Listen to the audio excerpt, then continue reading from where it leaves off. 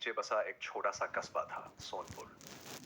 कस्बे के किनारे कच्चे मकानों की एक कतार थी, जहां न दिन में धूप पूरी आती थी और न रात को चैन। उसी कतार के आखिरी घर में रहती थी रुखसाना। रुखसाना की शादी को 11 साल हो चुके थे। उसका पति शकील पहले मजदूरी करता था, पर धीरे धीरे शराब उसकी आदत नहीं, उसकी जिंदगी बन गई। दिन ढलते ही वह नशे में धुत घर लौटता। आंखें लाल, जुबान जहरीली और हाथ पैर हम। रुखसाना ने बहुत सहा। शुरू में चुप रही, फिर समझाया, फिर रोई। लेकिन शराब के आगे उसकी हर बात हार जाती थी। शकील जब पीता तो इंसान नहीं रहता था। वह उसे गालियां देता, बाल पकड़कर घसीटता, कभी थप्पड़ तो कभी लात।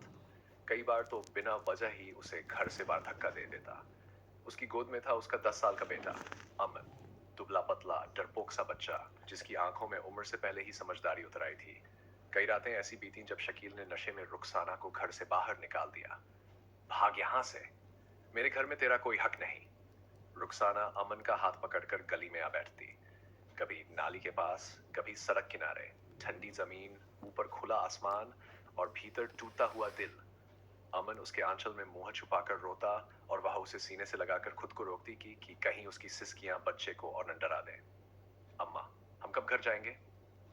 अमन की मासूम आवाज हर बार उसके कलेजे को चीर देती। थोड़ी देर में बेटा, बस थोड़ी देर में, वह झूठ बोलती, क्योंकि सच खुद उसे नहीं पता होता था। अंदर शकील दरवाजा बंद कर सो जाता। बाहर रुखसाना बैठी रहती पूरी रात। कभी रोती, कभी आसमान से सवाल करती, कभी अपने नसीब को कोसती। सुबह होने से पहले जब शराब का नशा उतरता, तब शकील दरवाजा खोलता। अब अंदर आ जा, वह ऐसे कहता जैसे कोई एहसान कर रहा हो।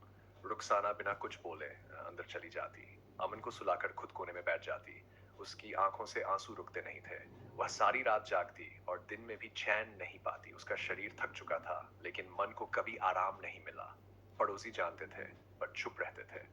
पति पत्नी का मामला है, लोग कहकर मुंह फेर लेते। एक दिन अमन ने अपनी माँ की टूटी हुई चूड़ियां देखी। अम्मा, अब्बा आपको क्यों मारते हैं? उसने डरते डरते पूछा। रुखसाना के पास जवाब नहीं था। उसने बेटे को गले लगा लिया, क्योंकि कुछ मर्द औरत को इंसान नहीं समझते बेटा। उस रात भी वही हुआ।